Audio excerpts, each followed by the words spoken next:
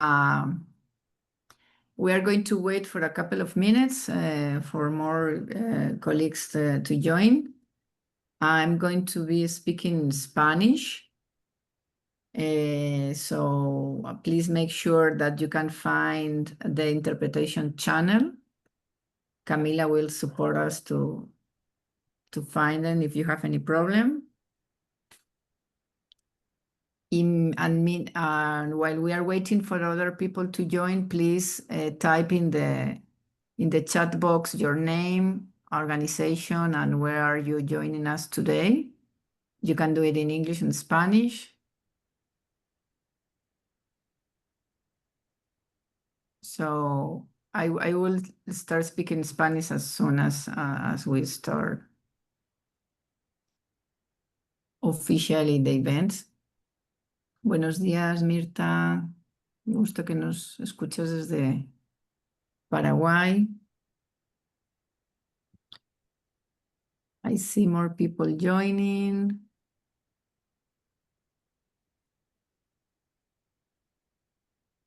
Buenos días, Julie, de Perú. Gracias por unirte. Please make all sure that you can find the interpretation channel. And we will wait, 1 minute more, and then we will start.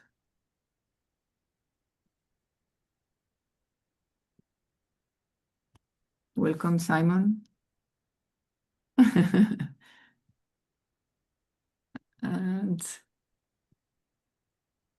and welcome, Lucia, Adriana. And if you have good connection, please keep your camera on.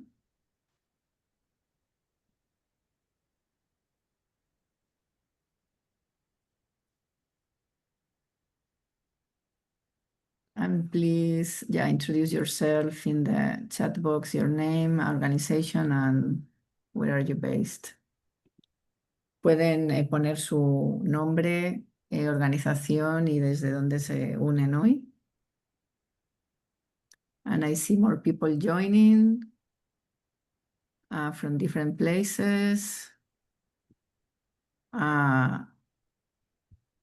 So right now we have people, from Paraguay, Peru, our colleagues, World Bank, Pat in US, Simon in UK. So I think that we can start. I'm going to officially launch this event. So I'm going to switch to Spanish. I'm going to speak in Spanish, so please make sure that you can find the interpretation channel. I hope everybody can hear the interpretation. Buenos días, buenas tardes, bienvenidos y bienvenidas a este evento organizado por la comunidad de práctica llamada FAX del programa de sistemas agroalimentarios del PNUD, del PNUD. Que es organizado en conjunto con el Banco Mundial y el proyecto FOLUR.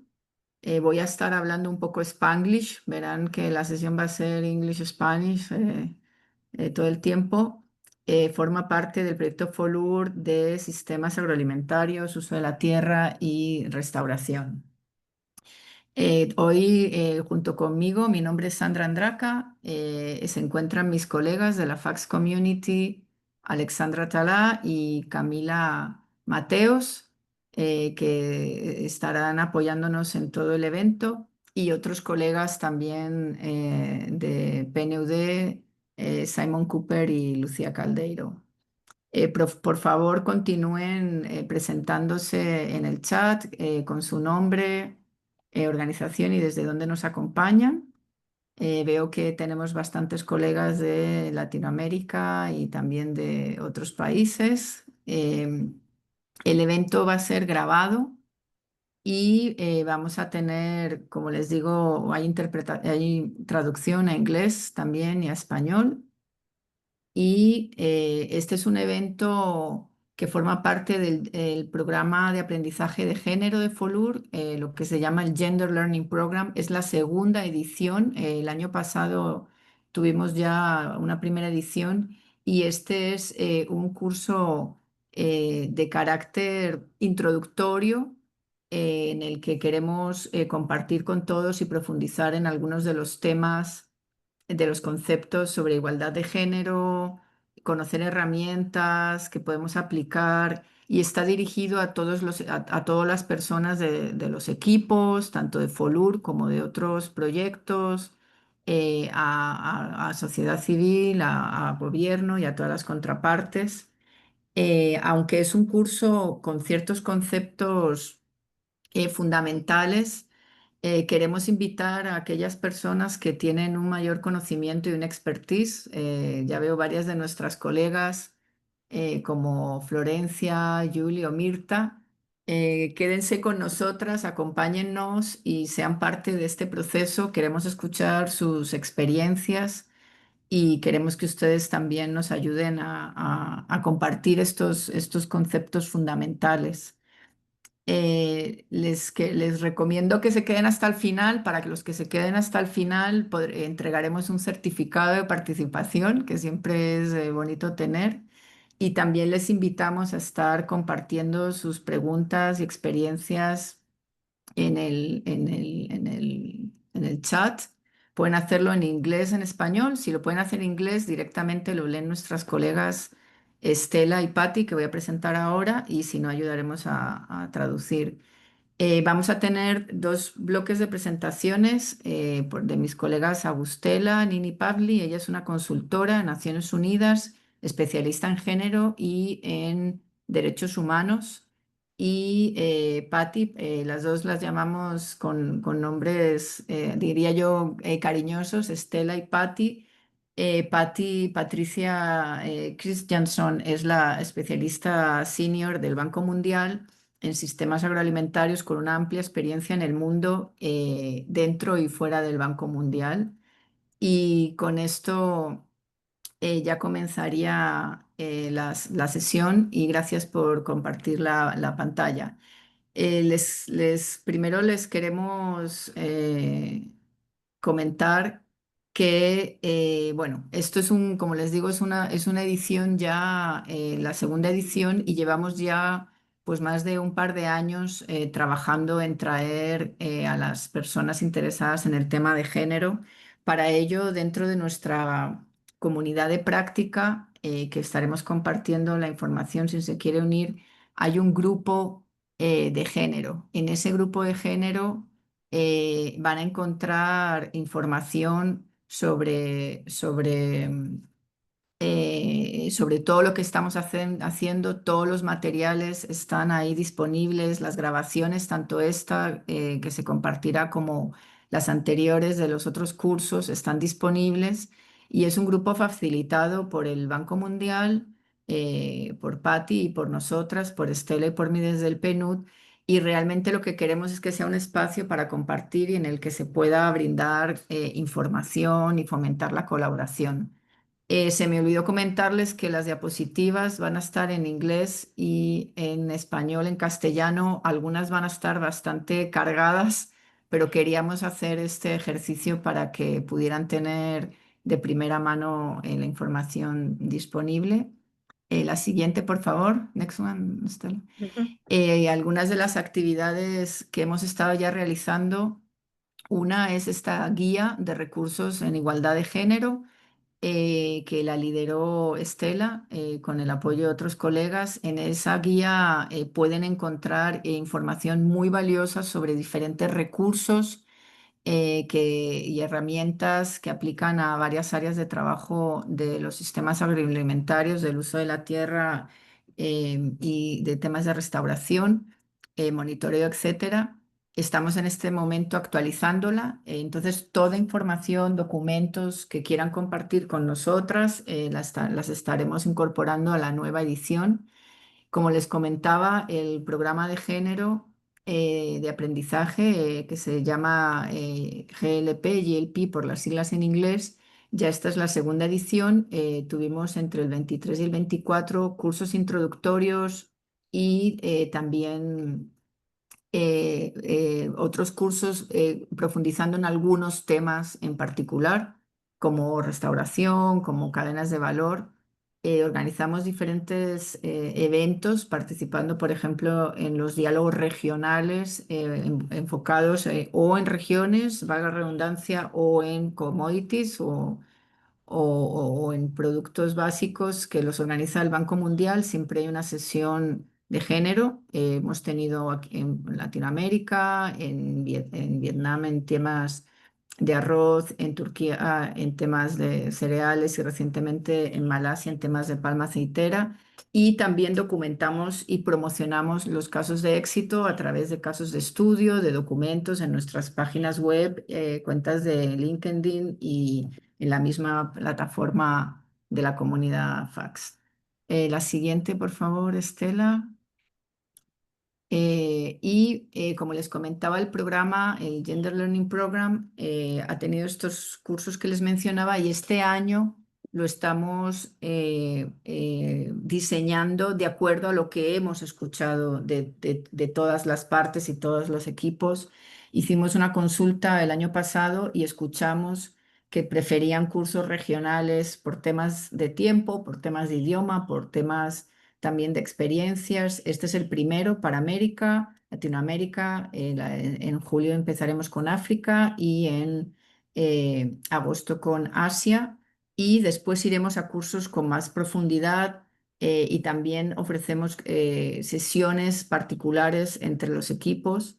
Vamos a estar hablando más de esto y como les comentaba, los eventos regionales.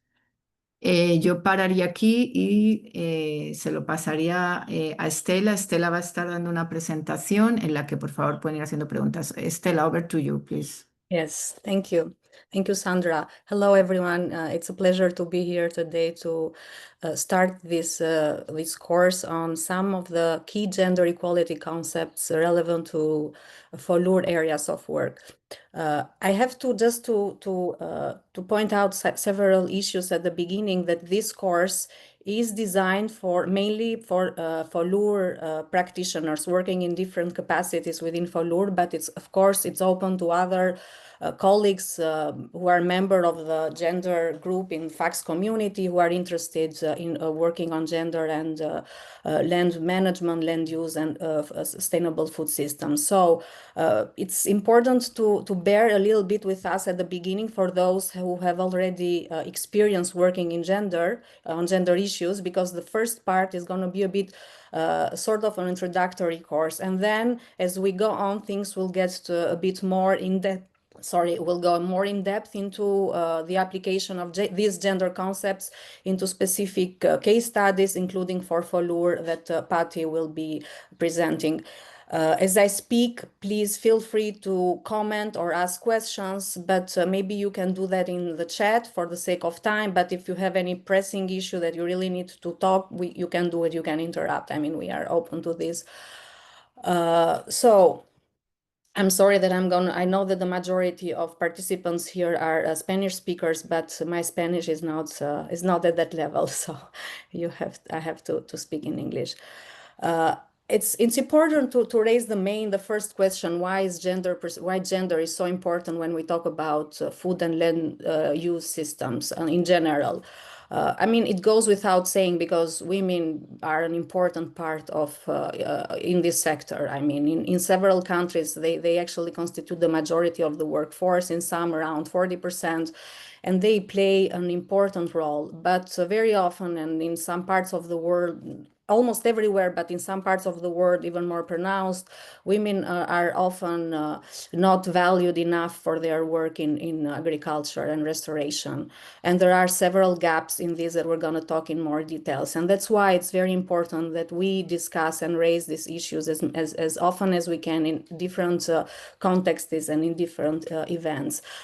Because understanding these basic concepts that relate to gender norms and roles help to identify sort of what are the main issues that we can address through development programming, policies, legislation, in these areas, implemented in these areas. Gender roles, as we know, as we already know, they are defined, they kind of relate to expectations about what women and men should do in different areas. And they are sort of divided even in agriculture as in other sectors. Women, for example, are more included in certain activities, but are excluded, for example, from cash crops, from timber, of beef sectors. They are more involved in small farms, doing small works, but they are not involved in large scale, or they are not involved in trading and other more sophisticated sort of to say activities in the agriculture. In any case, the gender roles in agriculture have evolved and are evolving through the time. They are not fixed, and this is very important that what we're trying to do here is to influence these gender roles in order to improve them. The idea is that the gender roles are not necessarily inherently bad, all gender roles, obviously, because when women and men choose to do a certain thing based on their free will, there is nothing wrong with it. But then when these gender roles are sort of rigid, they are stereotyped, and they sort of limit women's ability or opportunities to do what they prefer to do or they are capable to do, then they become problematic. And that's where gender gaps start surfacing and lead to gender inequalities. Which are differences that women and men have in terms of access to opportunities, which is based purely on gender, because someone is a woman and because another one is a man. And this leads also to gender discrimination, which is a disadvantage treatment of an individual or group of individuals based on gender. It could be based on other factors, sexual orientation, origin, disability, etc. But now we're talking about gender discrimination. So these are important concepts. There is a lot of information about this. I'm trying to be as brief as possible for the sake of time, but you can read more if you're more interested. It's important to understand that gender equality is a human right. It's enshrined in all key human rights treaties, and gender discrimination violates that key human rights, which is men and women should have equal opportunities. And discrimination could be different forms of discrimination, could be direct, indirect, and multiple discrimination. You can start thinking, for example, if you're working directly in FOLUR or FOLUR related areas, which is integrated landscapes, sustainable food, and restoration. So what are sort of different forms of discrimination that you have encountered in your work? For example, the direct discrimination would be a legislation that does not allow women to register as landowners. I'm giving like the most simple example. Or a legislation that does not allow women to vote, although this is very rare, I mean, nowadays. But just to make it simple to understand. Indirect discrimination, then on the other hand, is not so obvious when you see it, because the law may say that both men and women have equal rights and opportunities, but then in practice, there are certain clauses when you implement this kind of legislation that create barriers for women. For example, when you require land titles to get credit, for example, or to be enrolled in an extension program, you need to be a landowner. And then the reality is that in many parts of the world, women are not registered. They are maybe legally owners, but not de facto registered as owners of their land. And this is indirect discrimination. And then we have multiple forms of discrimination when gender interacts with other forms, such as disability, sexual orientation, ethnicity, etc. And the situation becomes even more indigenous women, for example, face multiple forms or intersecting forms of discrimination. For example, this is something for you these are some questions for you to reflect in your own countries or the countries where you live and work? How is the situation? Where do you see women? Because this gives sort of overall view of, because we're talking about agriculture, but I think that is the way that women in agriculture, rural women, are treated, or their position is sort of a reflection of the overall situation of the country. It cannot be that a country is very advanced in in all other areas, and then only women in rural areas are more disadvantaged. Usually it's a general characteristic of a country or a region. Although women in rural areas are particularly in a more vulnerable situation in any kind of context, but there is not a huge difference from other parts of the country.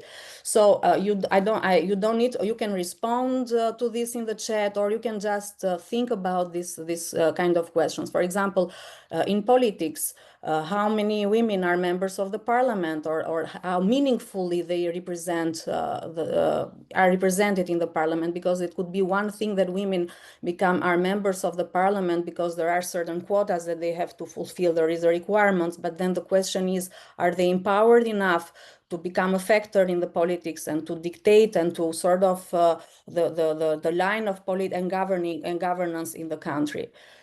So sort of these are these questions that make us reflect about the overall gender status, gender equality status in our countries.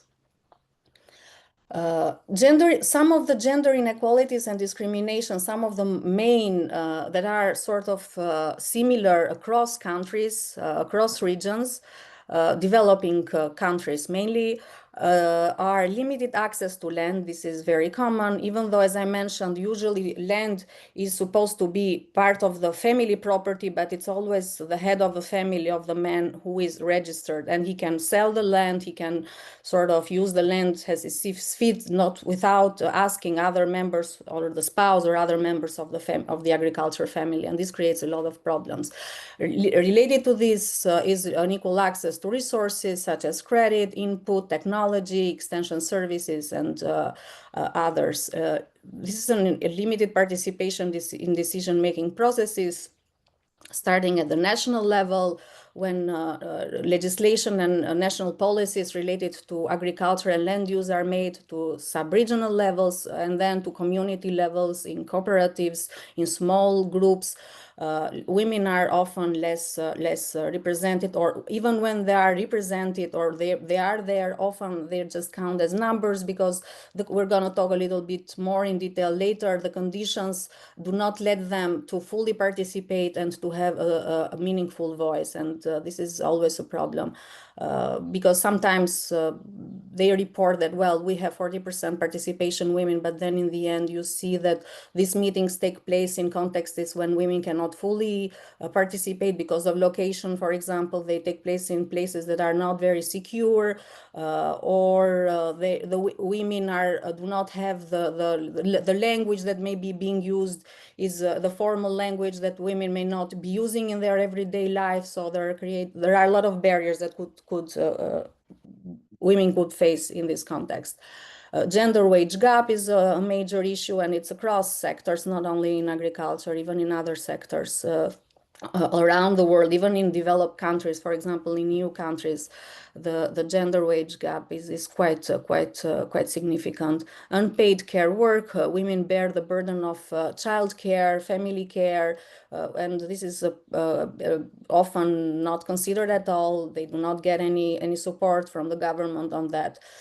Limited access to markets, value chains, and lack of representation in research and innovation. And of course, you can think and you can discuss and you can bring in discussions that we're going to have later or in the chat other challenges that you see in your everyday work. When we talk about, we often hear the term women empowerment. In development programming related to agriculture, we aim to women economic empowerment. And empowerment shouldn't be considered just having the equal capabilities and opportunities, but it's the agency, like the women being able to use these rights. It's one thing to write in paper that women and men will benefit equally from this project or from this new policy, but it's to see it in reality, how they are actually benefiting. And this requires a number of measures that have to work together from bottom up to top down levels, starting with reforming legislation and policies, removing discriminatory laws. As I said, sometimes laws may seem quite progressing, but then when me being a lawyer, I understand this in practice, when it comes to practical terms, when you start implementing the law, you see that there are so many barriers for women. For example, I'm from Albania, and we had a terrible earthquake several years ago, and there was a big reconstruction program. And then all the policies require that the houses, even in rural areas, that would be built, would be registered under the name of both spouses. That was the law. When it came to the actual implementation, it was much easier to register them just under the name of the head of the family, who was a man, and then it created a lot of problems. And they found a technicality in the legislation to sort of justify this. So I'm giving an example, but these are things that happen and can be very common, and we don't really see immediately. So it's important to start from that. But of course, providing opportunities through capacity building, education is key here, expanding choices that come with education, increasing access to control over resources, and transforming structures and institutions. This is also very, very important.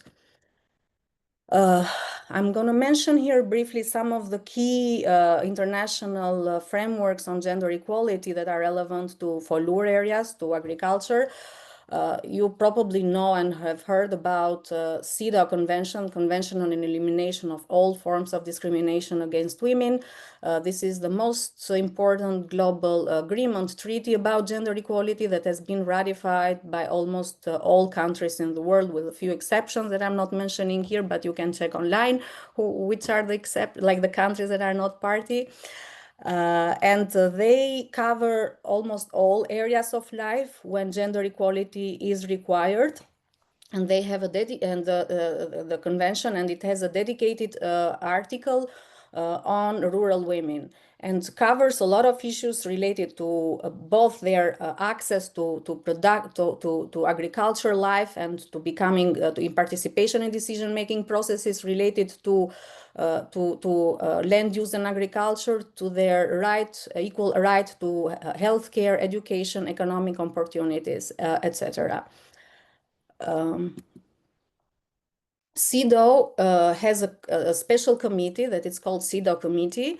It's an independent body that interprets the convention. Sort of, they prepare this general recommendation on specific issues, and they are a very, very useful resource for everyone working in these areas. They have a dedicated general recommendation on agriculture, which is very extensive and covers all these areas that are listed here. So if you want to get more information sort of about the legal obligations, but it's not very technical, the language there, it's very clear for everyone. Even if you're not a lawyer necessarily, you can really understand very well what are the main requirements. And when we're talking about these obligations, this is what the governments are required to do, and they have committed to do so by becoming parties to CEDAW treaty.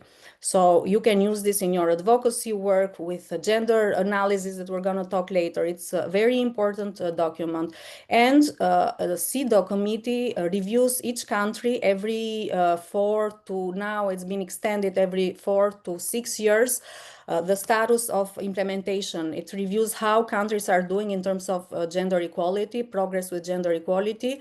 So they issue concluding observations. So if you want to know more information about your specific country, you can Google CEDAW concluding observation and name of the country, and then the latest one will appear, and then there you see a special section on rural women, and it's a very good summary of the key main issues related to rural women and specific recommendations that have to be addressed. So it's a very important document in my view. Any kind of gender analysis should start with that document, because it gives you a very good overview the overall situation of rural women in the country from an independent body.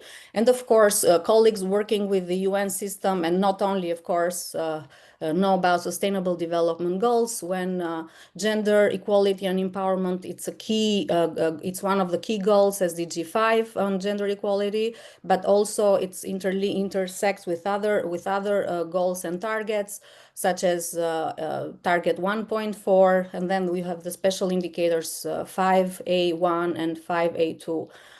In terms of managing and using of natural resources, the requirement that women and men manage and use natural resources in a manner that provides benefits to themselves and their families and communities. This is, and governments also, this is not a legally binding document as CEDAW was, but sometimes it's considered more important for some countries because it's a political commitment.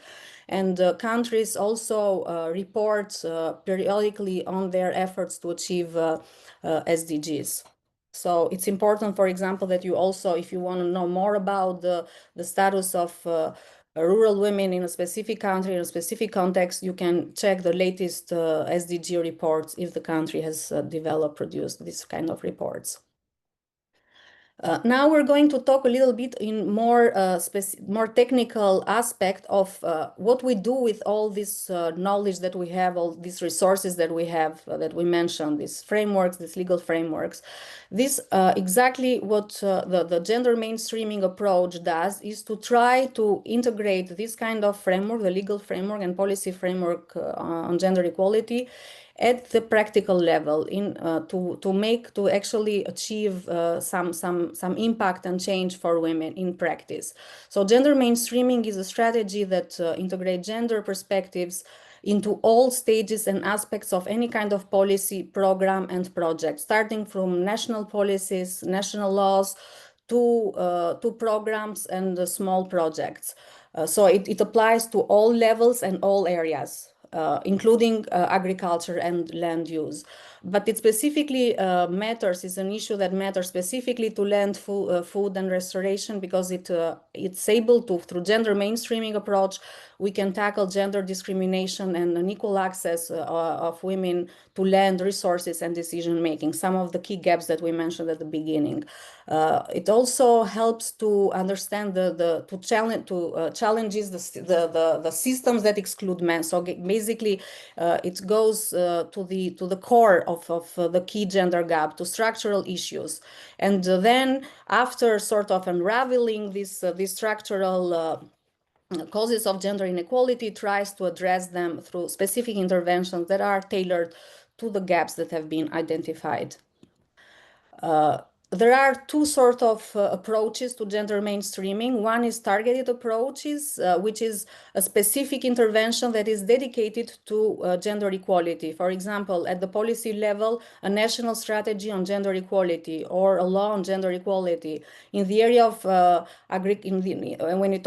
we're talking about development programming, we have specific programs that are dedicated to gender equality, such as women's farms, field schools, for example, could be our programs that are designed specifically for women empowerment, or other areas related to gender equality, such as violence against women, women's property rights, etc. And then we have integrated approaches when we have a certain program or policy area in a certain field, like, for example, in health, agriculture, or education. And there you integrate gender, which is not the main objective, but becomes a significant objective.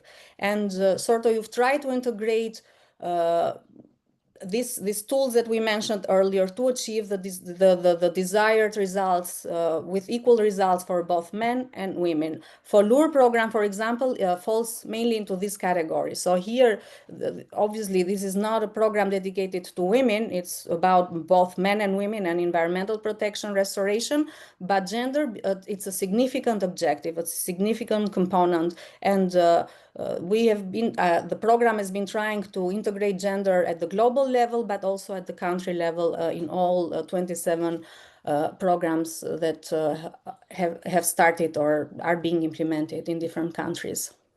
Estela, you have like Yes. a couple of minutes more. Okay, sorry. Or we can take some time from the questions. Yeah.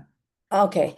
Yeah, I just wanted to go briefly through the tools that constitute gender mainstreaming because it's also very important. You always, when you do gender mainstreaming, you start with a gender analysis. You already probably know about gender analysis.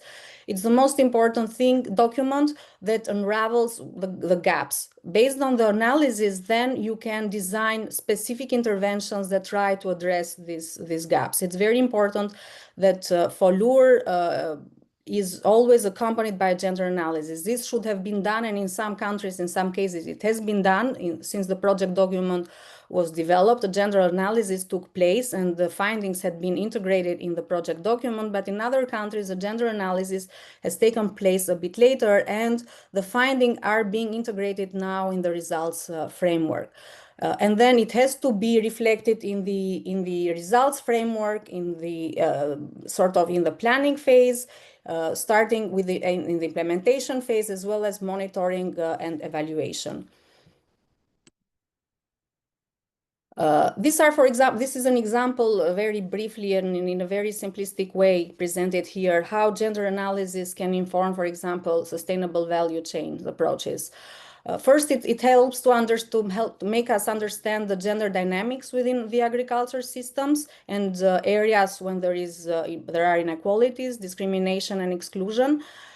Then, for example, we may discover that women have limited access to agriculture extension services or market information in certain value chains. It depends. If it was a land use project, for example, it would reveal that women are not owners of the property of the land, and what are the causes. So there are different areas and that it can apply, and different issues that it can identify. And then with the information that we have, we can start off developing targeted interventions, specific targeted interventions. For example, we might revise the extension service delivery models that are not inclusive, to ensure that women are included, and targeting women that in certain areas. You can have more, for example, if one of the reasons is that women do not want to work with extension workers who are men, you can hire extension workers who are women to work with women, for example. It's a very simple thing, but because problems could be as simple as that the gender analysis can reveal. And in fact, in FOLUR, we've had that across different different countries coming as a challenge, for example, that that FOLUR countries are implementing extension services, women do not participate because they are reluctant in working with extension workers who are men.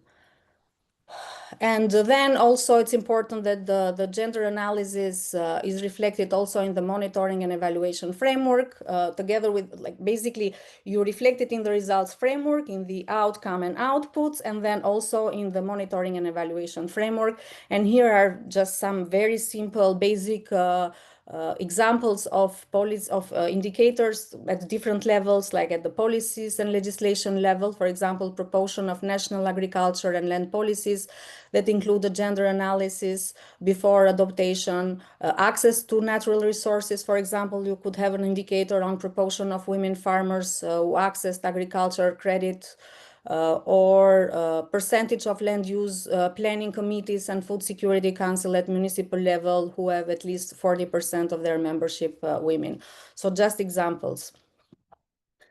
So these are some of the challenges that usually practitioners working in this area face, and we can discuss in more details about this later.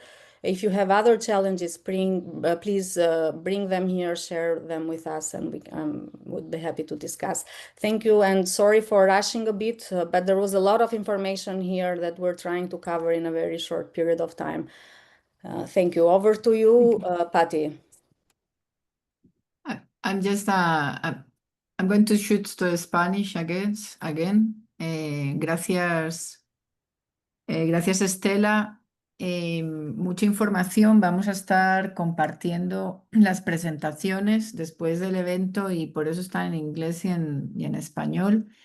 Em, Patty, empezamos contigo. Should we start with you? Because we don't have any questions, we have a comment from Perú. Tenemos un comentario de Perú. Eh, sh- Okay, but me- I wouldn't mind if people reflected a little bit. Could we put that last slide up again? There was sort of a question about whether those constraints, issues resonate with people working on the ground. And maybe people could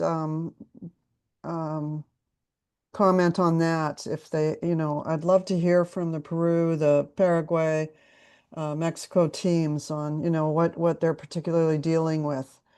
And then I'm going to go forward and give some examples about specific things that project teams are doing. And then I'd like to hear more about from teams again. But even people not working on FOLUR specifically, I'd love to know if this is resonating for you.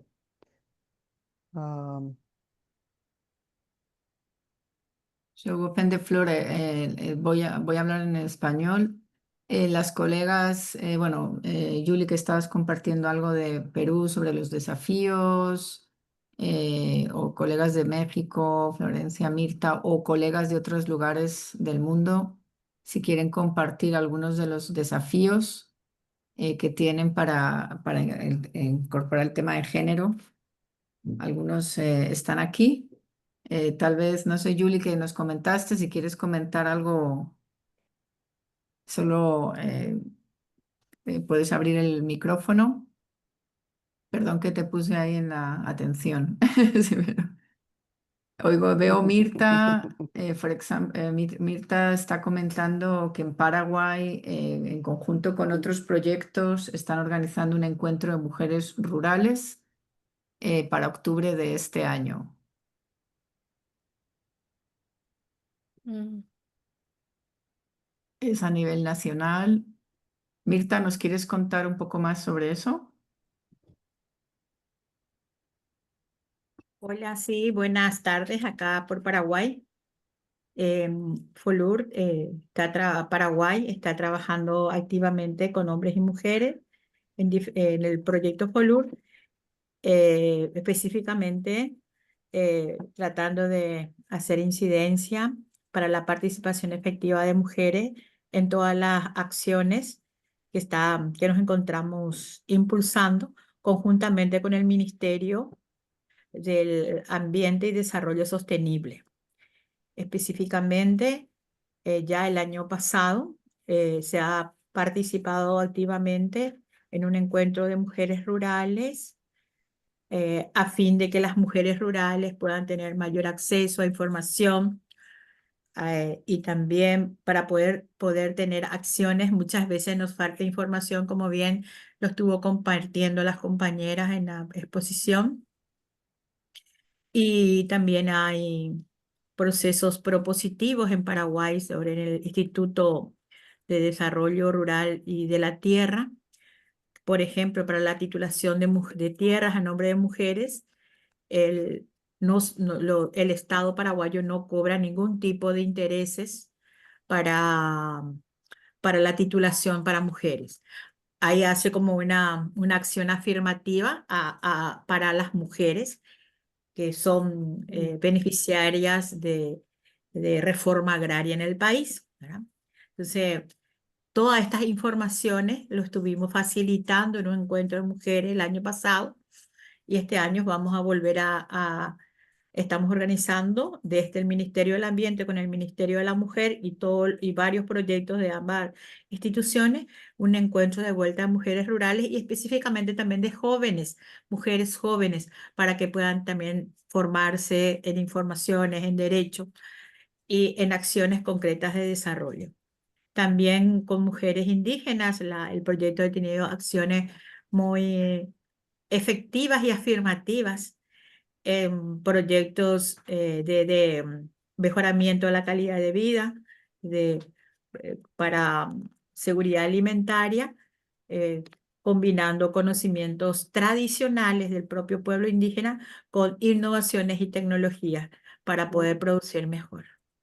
Esas son las experiencias acá en Paraguay que lo hemos compartido de mejor manera en el encuentro taller que tuvimos en Paraguay gracias al proyecto FOLUR Global y al Banco Mundial. Muchas gracias por querer escuchar de esta parte del mundo. Gracias. Yeah. But if I may ask, Mirta, can you share any of the challenges, for example, in these initiatives that you are undertaking to include more women and to train them and to inform them? And like, for example, one of the challenges that we were presenting there, or any other challenges that you have may encountered in your work?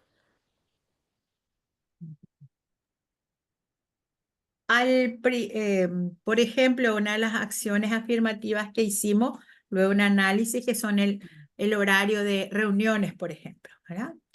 Al principio queríamos hacer unas reuniones con hombres y mujeres a las mañanas y es horario en que todas sabemos las mamás cocinamos, estamos en cosas familiares, ¿verdad?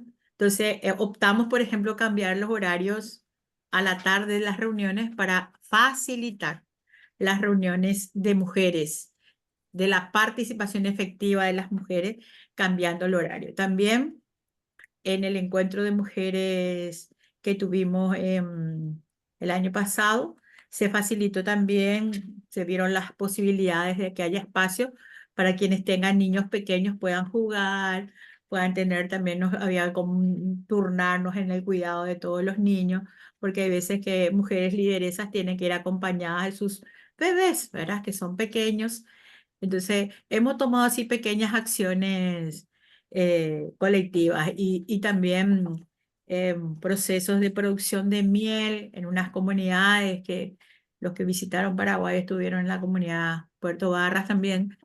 Tomamos en cuenta los días y horarios en que la mayoría de las mujeres puedan acceder a las charlas de capacitación en la producción de miel. Siempre consideramos esos elementos, aunque parezcan así muy básicos, pero son fundamentales para el rol de las mujeres en su vida cotidiana en las comunidades rurales en Paraguay. Gracias, Mirta. Creo que podemos empezar, Patti, si quieres empezar la presentación y hay espacio para más preguntas. Y igual están compartiendo en el chat. También Florencia ha compartido algunos de los desafíos que tienen en México. La resistencia al cambio Good. que hay muchas veces. You want to share, Yes. Estela, you stop sharing, please. Screen, and then Patty, you can share. Wonderful. I think let's go on to my presentation, and I'm going to touch on some of these things that Florencia, Tigist, Mirta mentioned, okay? These are great examples, and I really appreciate you putting those in the chat box. And I, again, will try to be fairly brief, and then we will have more time for more conversation. Okay, so I need to share my screen, right? Let's see if I can do this. Okay, now I need to open it up. Is that working? Perfect. Thank Yes. you. Okay, great. Thank you all for joining us. This is a journey that started a few years ago, and this was our opening meeting of everyone for the FOLUR, Food Systems Land Use Restoration Program in Sao Paulo a couple of years ago. And you can see we've got a lot of women involved, even more now. This program is 27 countries and 8 commodity value chains we focus on. It covers restoration, integrated land use management, landscape focus, and food systems. So it's a very ambitious program. And I just wanted to actually share something fun I did a couple of years ago for that meeting. This was when IA was new, and ChatGPT, I didn't even know what it was at that point. And I typed in, I want to know what the literature is saying. in a pretty simple, well, it's kind of a complex question, and actually, how do we restore landscapes and empower women? So trying to bring those two things together, which is what FOLUR wants to do. And it came up with these areas where actions can do this. And they were agroforestry, sustainable agriculture and land management practices. They were in ecotourism initiatives, wetland restoration, renewable energy, reforestation, water conservation and management. And I thought, wow, that actually really does kind of capture our world in a way of the kinds of things that we want to get more women, but others involved in, and empowering them in doing so. Okay, and then I asked a few more questions, and of course it's going through the literature. So this is the lessons from the literature at that point. And I said, what activities, what actions can project teams actually do? And it came up with this list of you can be blended finance initiatives, female targeted financial products, technical trainings and workshops, and more targeted technical trainings to people's specific needs. We know that. Gender budgeting came up. The idea of crowdsourcing in the research world, in particular, the International Agricultural Center started crowdsourcing, going to tens and thousands of farmers and asking them what technology didn't allow us to do before. Mobile banking comes up large in many countries. In Kenya, where I lived for many, many years, mobile banking and women having to, being able to exchange and get money from projects on their phone was a game changer, absolute game changer.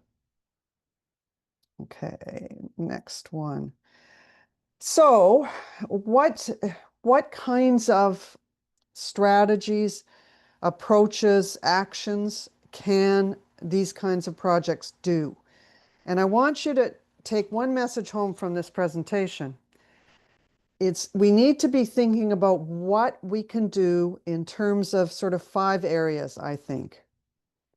Engagement and partnerships, okay? And how do we do inclusive, participatory engagement and have strategic gender partners involved in our projects and programs? We can't do it all by ourselves. The second one, and I'll go through them each one at a time, but the 5 are, the second one is communications and knowledge sharing, and being really much more creative about how we think about communicating and reaching people that are not getting messages right now. And they're often women, for example. The capacity and training, we know all projects do that, but how do we do this better, more thoughtfully, more strategically to reach the people that we needed? And we just heard some great examples. Children being able to come to the meetings in Paraguay, targeting IPs and timing of meetings. Simple things again, but honestly, many, many projects say we don't have a gender budget, we can't do this. Well, these are not costly things, and they Que pucha, yo me dolió toda really la cabeza después de venir add. $70,000. Am I going way too fast? No, it's okay, Patty, go ahead. Okay, and then the M&E, consciously measuring the changes in the field and how they are impacting women and children and elderly, and etc. That's a bottom-up participatory monitoring. And when we talk about having gender indicators, often we think of top-down. We're saying these are the indicators. But what we're learning on the ground is it's so important that the women relate to these indicators and monitor them themselves.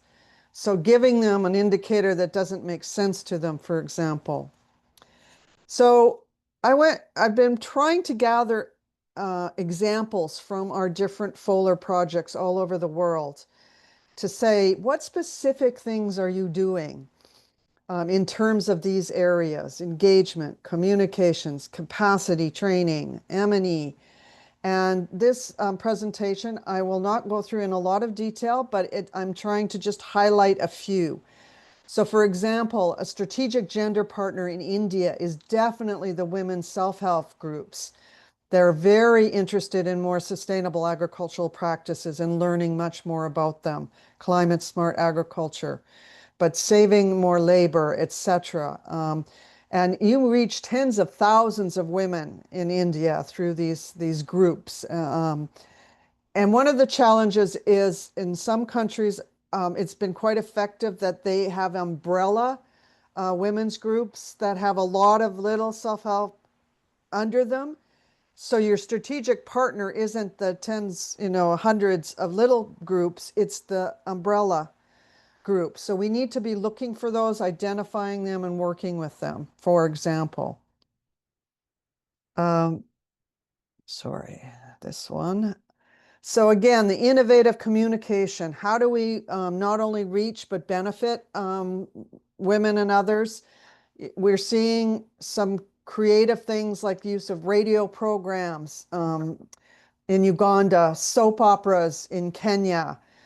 These are not things we think about in terms of agriculture and forest land management projects, but they can be hugely effective. So we need to, as we move forward and go to the next project or program, put these in the design of the projects. Get a partner that helps you with a radio program to reach women, a soap opera that people are watching, but they're getting information about improved practices on their farm. These are the kinds of things we need to all be doing more of. Again, the capacity, all of our projects try to, enhance capacity, but again, we need to be much more strategic about this. How do we include groups that are doing this very well, reaching people on the ground, including child care support? I love that example. It's actually not such a simple one. I think the Mexico team learned that if you do this, you've got to do it properly and within the law and safely. And I remember there was some issues there. So bravo on taking that on. And because honestly, to set those standards and create those environments, those safe spaces for people to come together. And that's when the men and women can engage more together. And that was the, Florencia, you said that, meeting the power inequalities, actively working with men as well, so they're not threatened. These are exactly the kinds of things that our projects can and are doing.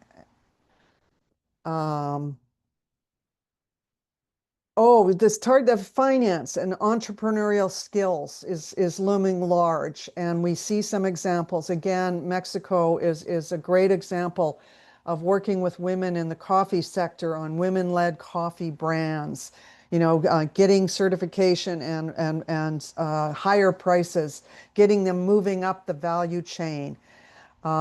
Training financial intermediaries to actually figure out how to reach, develop financial products targeted to women's needs, for example, is a fairly straightforward example. But of course, it gets more complicated. But these are great areas that we are starting. We are breaking ground in these areas, you guys, which excites me. And then there's the monitoring issue, and I touched on it already. So in our FOLUR projects, we've got the top down, what the Global Environmental Facility, our donor, is telling us we need to have as indicators. And indeed, we wanted some indicators across the 27 projects so we could aggregate. But then you've got a challenge that it becomes very much output indicators, number of women trained, number of women in the community of practice. And actually what we want to get to is outcome indicators. The so what? What are the trained women doing that's changing lives? And how is it changing their lives? So we actually suggested and that's all we could do for the 27 projects that are managed by different organizations, we suggested you want to be focusing on how many women are you training in leadership roles, or, you know, empowering in leadership, the decision-making power, okay? So like being able to control the income, the increased income. So these are the kind of outcome indicators that we're all thinking about now. And there are tools and approaches out there that will help us measure outcomes, okay, related to income and assets, to leadership, knowledge, time savings, food security, okay? These are outcome related indicators, and we are absolutely in our projects, we are getting to that. But we need to gather that information and show how we're doing it. Why? Because then we'll get more investment back to you guys who need more money, okay? So there's a great example in Brazil that we talked about in that meeting, where this wonderful ecosystem regeneration associates is working with women on agroforestry approaches and techniques. And they're using a standard called the Women's Empowerment Standard. Many of you have heard of carbon credits and projects generating carbon credits and selling them on the market and getting money back to the community. Well, women's empowerment standards are possible now. And you show how your project is empowering women. You can sell them to private sector and governments and donors that want to see these kinds of women's empowerment outcomes. We can do this now. It takes some extra work, and we can help you, and we can talk more about this. But I want to talk about some of these innovative new things, like this women-led, organization in Brazil is doing. They consciously said, how are we helping empower women? Through knowledge, through partnerships with schools, these agroforestry learning hubs, through leadership. They're getting, specific targeted leadership and other things to women to increase their income, okay? And they started small with small groups of women. This is a few years ago. I don't have the updated numbers, but it's got to be hundreds now. And again, the challenge for a lot of us at the program level is, how do we scale this out? But it starts on the ground. It starts with you guys. And we're trying to share your successes, your lessons in a series of practical notes, briefs. I've got the latest one is actually another success story from Mexico, where a forest landscape initiative is absolutely not only measuring and showing environmental benefits, but empowering women benefits using the W+ standard. Please take a look at this brief. It's at folur.org/knowledge. It's called Learning from Success, and this is the first one. So I want to hear more from you guys. Paraguay, Peru, Mexico. We're going to talk about FOLUR more specifically in the near future. Yeah, and for those of you not involved in FOLUR, I hope this inspires you and you share it with your organizations and teams, because we're trying to be quite practical. What can project teams do on the ground? And we are learning in FOLUR. So that's the end of the presentation. What I'd like to leave with you to discuss now is these two questions. First of all, what kinds of gender responsive strategies, approaches, activities are your projects using, trying, want to try? And what specific gender related outcomes would you like to, or think you will be able to measure? Okay, and I think it's important that we don't try to do everything. We have a lot of gender analysis plans that try to cover everything. And I think what is more powerful is to say, where do we really have leverage in our, which gender gaps? Is it about saving time for women? Is it about increasing their income? Is it about, oh, you guys will tell me. There's other things, okay, that your project specifically can do. And these are the kinds of things that I think if we focus on those, if we measure them, we share the results broadly, and I would very much be excited to help you do that with the team from UNDP, from FAO, from the World Bank. We've got a team that can help share these lessons, and that empowers all of us. So I hope you're as inspired as I am, and we'll now turn it over. Maybe Sandra, you can nicely moderate again a discussion around these two questions. Thank you for listening. Thank you, Patty. And again, I'm going to speak in Spanish. Perdón que cambiamos de un idioma a otro. Eh, Patty nos hace dos preguntas. Ya hemos escuchado algunos casos, pero nos gustaría escuchar qué estrategias o enfoques están aplicando en los proyectos con perspectiva de género y eso que pregunta Patti sobre esos resultados, ¿no? Ese impacto que al final queremos ver. Estoy viendo Julie. Julie, no sé si puedes compartir, te tienes buena conexión, tal vez si nos compartes lo que nos has escrito algunas de las cosas que nos has compartido. Sí, muy buenos días con todas y todos. Un Bueno, poquito desde... más alto, Julie, para que te oigamos bien, gracias. Ok. Y si te Ahora sí, presentas también, gracias. ¿cómo están? Muy buenos días. Mi nombre es Julie Pinillos, especialista en género del proyecto FOLUR en Perú. Nosotros, en realidad, recién este año estamos teniendo actividades más aterrizadas dentro de los territorios y hemos basado nuestro plan de trabajo del 2025 en 4 acciones concretas. Nosotros venimos trabajando para poder tener una intervención directa en la incorporación de metodologías inclusivas y andragógicas dentro de las currículas únicas de entrenamiento a productores y productoras.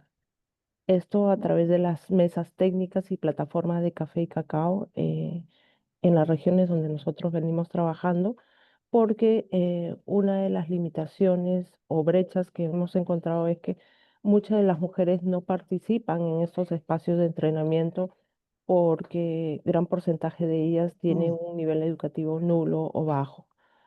Y eso ha sido realmente una limitante para que ellas puedan participar. Otra, como mencionaba la colega anteriormente, sí, es un poco cómo los técnicos de campo se adaptan a las necesidades y horarios de las mujeres. Entonces ahí también estamos haciendo una incidencia para que estas currículas de entrenamiento en la parte productiva y de conservación consideren estas brechas que enfrentan las mujeres y puedan adaptar sus metodologías y sus estrategias para poder desarrollar estas capacitaciones. Lo otro, estamos haciendo incidencia en las normativas y hojas de ruta del sector cacaotero, en este caso, logrando transversalizar no solamente el enfoque de género, sino también de interculturalidad y la de intergeneracionalidad, porque comprendemos que promover una producción sostenible implica también incorporar a esas nuevas generaciones, teniendo este enfoque inclusivo. Luego, este año hemos empezado a articular acciones conjuntas con organismos públicos y privados y cooperación internacional. Estamos trabajando ya directamente con el Ministerio de Agricultura, estamos trabajando con los gremios de café y cacao, estamos trabajando con el Ministerio de la Mujer y Poblaciones Vulnerables y hemos trabajado de la mano para desarrollar una currícula del programa de liderazgo y empoderamiento de lideresas productoras de café y cacao libre de deforestación. Dentro de esta currícula nosotros hemos contemplado temas que han salido como prioritarios en espacios de diálogo con mujeres productoras en campo y se está desarrollando temas como identidad, derechos de las mujeres, liderazgo transformador, gestión integrada del paisaje, asociatividad y gobernanza, seguridad alimentaria, manejo responsable y adecuado de residuos en campo. Estamos trabajando el fortalecimiento en el manejo de cosecha y post cosecha en temas de café y cacao. Y esto de la mano con, como les mencionaba, con los diferentes actores, porque para nosotros es importante que ellos se involucren en estos procesos, porque comprendemos que el proyecto tiene un tiempo de vida no muy largo, pero queremos que estas acciones tengan un impacto a mediano y largo plazo. Y otra de las acciones que hemos trabajado con fuerza este año es encuentros regionales con mujeres productoras de café y cacao, donde ellas han sacado una declaratoria a nivel de las regiones donde piden que solicitan a nivel de los gobiernos regionales que se fortalezca el liderazgo de las mujeres y la participación en los diferentes espacios de gobernanza y toma de decisiones.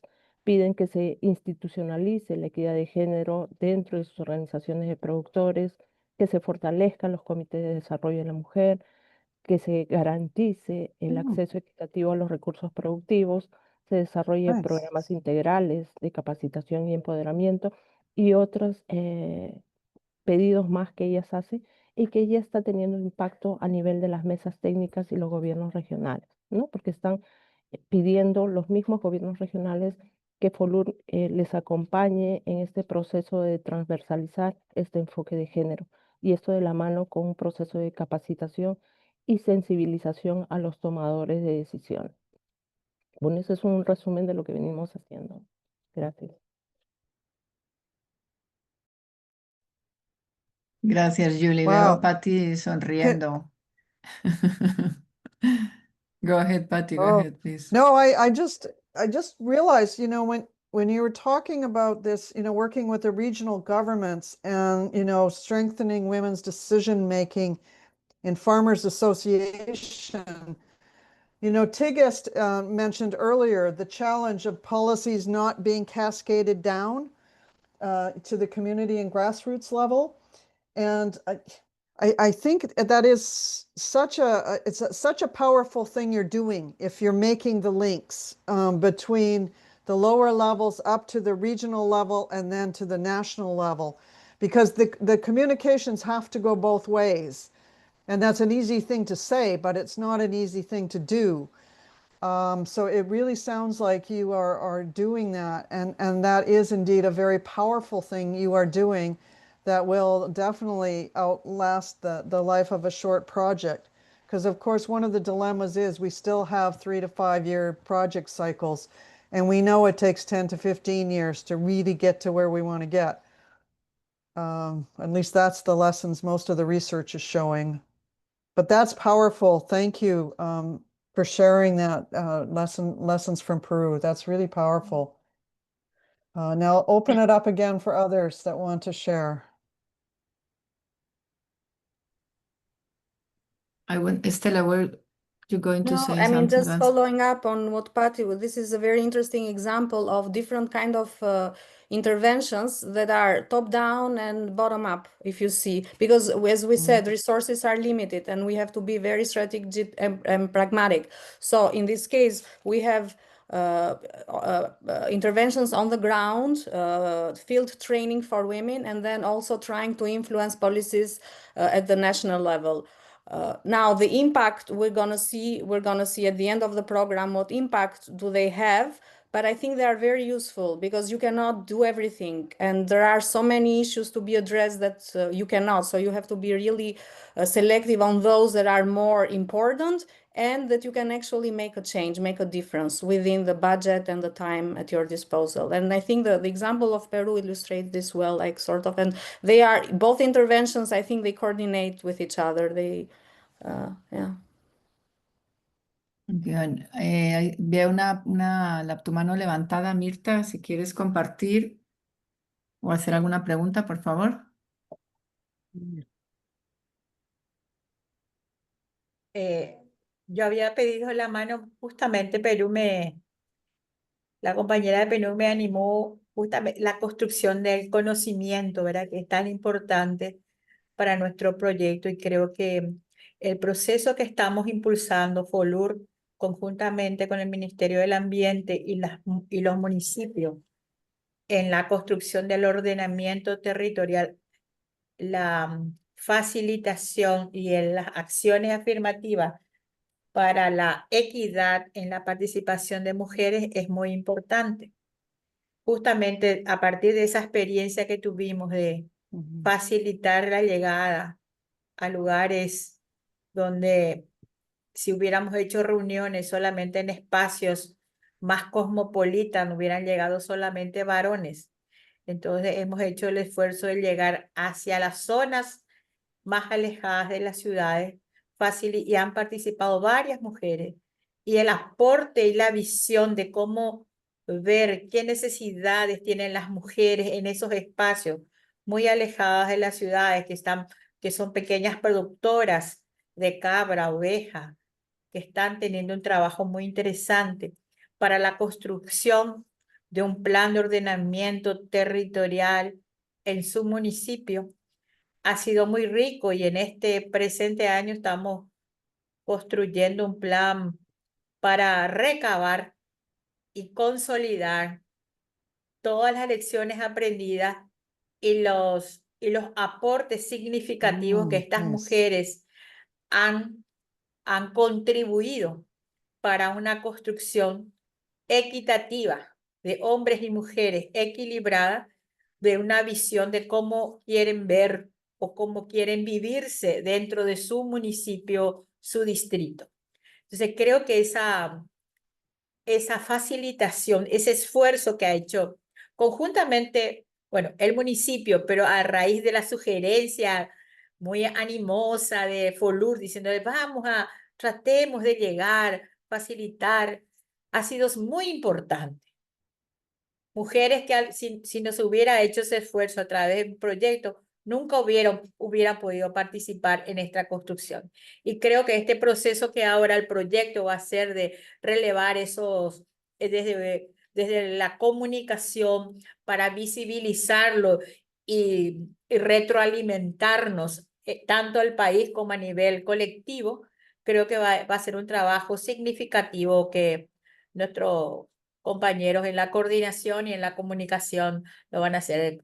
FOLUR Paraguay es un equipo bastante equilibrado, somos varias mujeres y también son varios compañeros mujeres que equitativamente también estamos trabajando aquí en Paraguay. Bueno, yo espero no haber sido muy desubicada en este aporte, pero quería compartir el esfuerzo que hacemos acá y de la creatividad de nuestras compañeras y compañeros que están coordinando esto.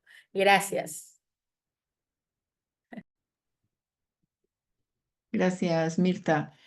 Tenemos unos minutos más. No sé si alguna otra compañera, compañero, tanto de Latinoamérica como, bueno, se nos unieron otros y otras colegas de otras partes del mundo. Si quieren compartir también esas estrategias, esos resultados que esperan ver, estamos escuchando desde cosas muy digamos, muy casuales o cosas que son relativamente fáciles de implementar, como pensar en horarios, ¿no? Diríamos, y luego cosas mucho más complejas que pasan por cambios de normas sociales, estructuras mentales, leyes y gobiernos, un equilibrio de esos dos temas. Yo sugeriría que si hay alguien más, no sé si Florencia o otras colegas, incluso preguntas, no solo de las personas con más experiencia, sino preguntas de personas tal vez que están pues iniciando en este tema de género o que tienen que enfrentar temas de género en sus actividades y proyectos. Yo diría que si alguien más quiere compartir, para después hacer ya un cierre con algunas reflexiones. No sé si Patti y Estela quieren también al final hacer unas reflexiones. Eh, pero tal vez invitar si alguien más tiene alguna pregunta. Veo que Julie sigue compartiendo otras de las acciones que están haciendo recientemente con la publicación de la política de género en el tema de cacao, en más de 1.500, impacto en más de 1.500 mujeres y sus familias, y también van a acompañar la implementación de esta estrategia. Y dejo abierto el micrófono si alguien más quiere compartir o preguntar.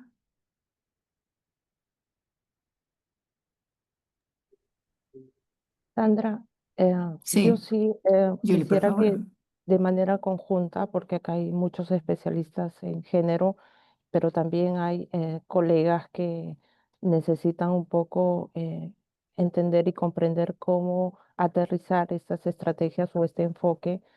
Quizás como equipo podríamos desarrollar un listado de indicadores de género dentro de los programas agrícolas, bueno, que es el que nosotros manejamos, porque muchas veces desconocen cómo medir esos impactos de manera cuantitativa, ¿no? Que es como mayormente se manejan los proyectos.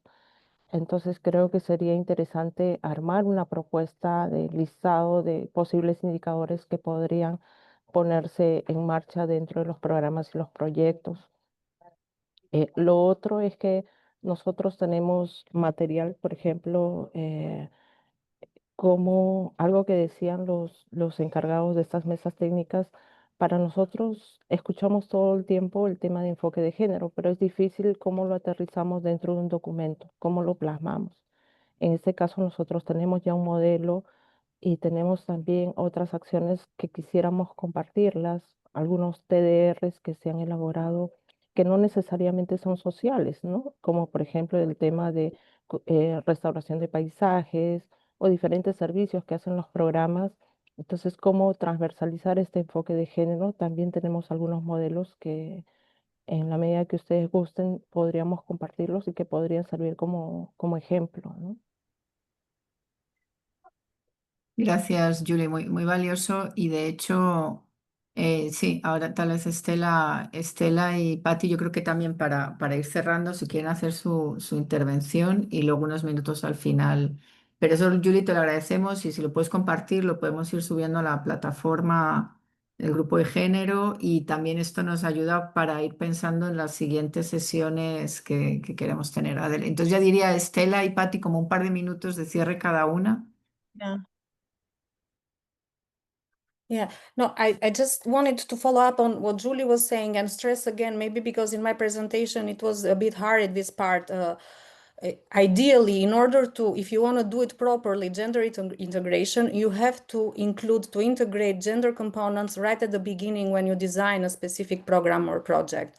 That's why you do this gender analysis, and the analysis does not necessarily need to be part, but its findings can be part, and then they can be integrated in any kind of project results framework, the theory of change, and then the results framework. It could be a specific outcome or integrated, for example, men and women benefit equally from restoration activities. So it could be framed even in this way. And then the indicators, you are going to have sex disaggregated indicators that measure the outcome. And so basically what I'm trying to say is that if you need to do it properly, you have to do it right at the beginning. But in the case that a project that started to be implemented and you haven't done it, there is still opportunities, as you mentioned, to do it. And you do an additional gender analysis, and you because these are not set in stones, the framework, the results frameworks or the planning, they change every year, they are adjustable. So you, based on the findings of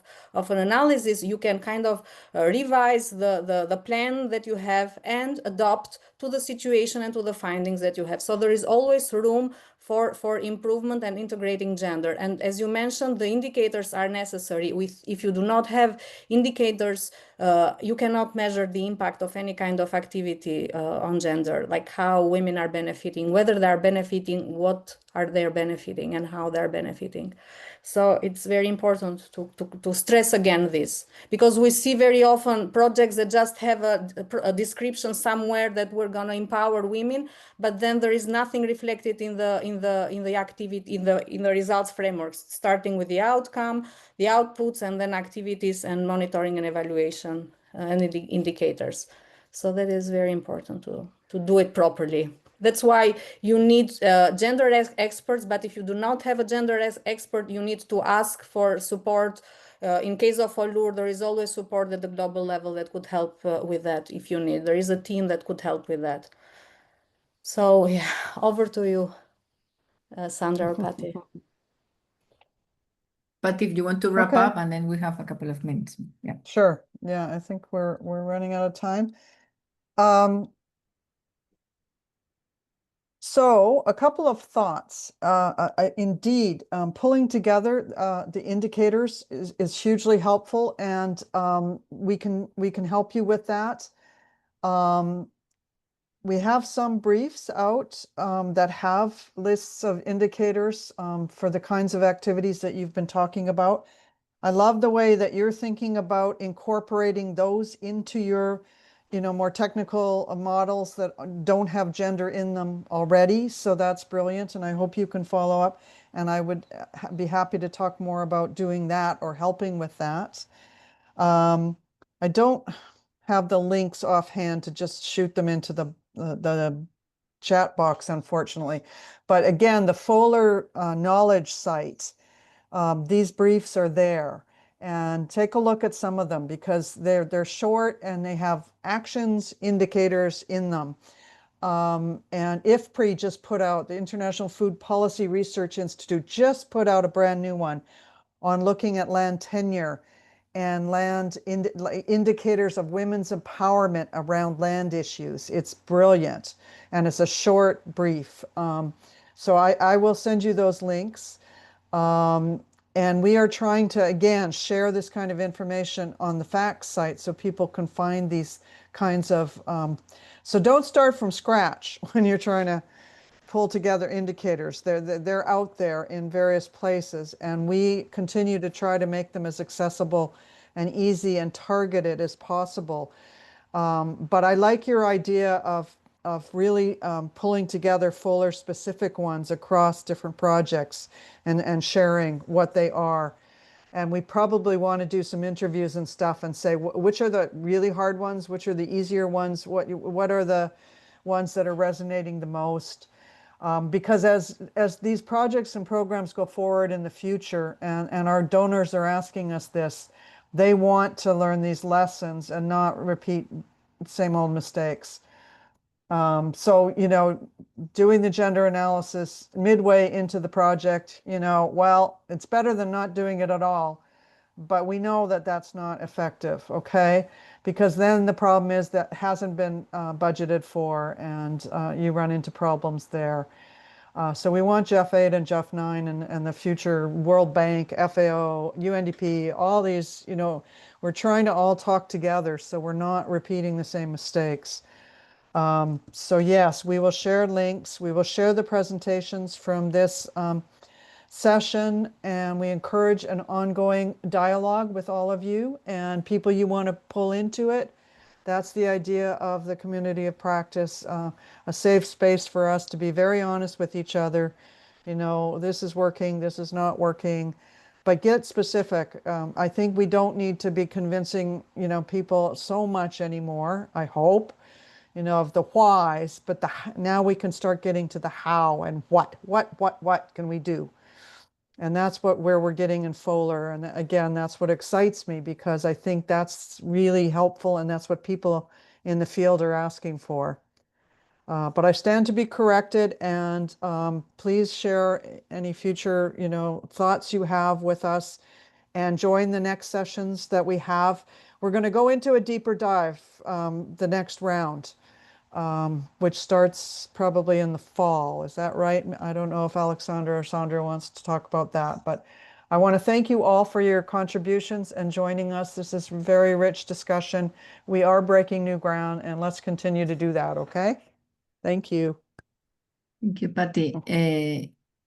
ya para terminar, bueno, agradecer a todas las personas que se han unido hoy, agradecer a todos los participantes, animarles, como dijo Patti, a seguir en contacto y pueden visitar la comunidad de práctica. Aquí pueden unirse. Tienen nuestros correos y contactos también y animarlas a que nos contacten siempre que necesiten algo. Como dijo Patti, vamos a tener disponibilidad para hacer clínicas, es decir, sesiones específicas con cada uno de los países para ver las necesidades o con varios países, tener estos intercambios y también ir en temas con más profundidad. Por ejemplo, hoy hemos escuchado el tema de indicadores, que puede ser algo para poder discutir en sesiones próximas. Compartiremos toda la información y algunos otros contactos o enlaces a documentos que sean relevantes. Agradecer a las intérpretes y al equipo de fax que está apoyando, y cuando se cierre la sesión de Zoom van a poder ver una encuesta que les pedimos por favor que la completen para seguir mejorando en estos eventos de la comunidad de práctica. Y con eso creo que estaríamos ya finalizando. Muchas gracias y ojalá que sigamos en contacto.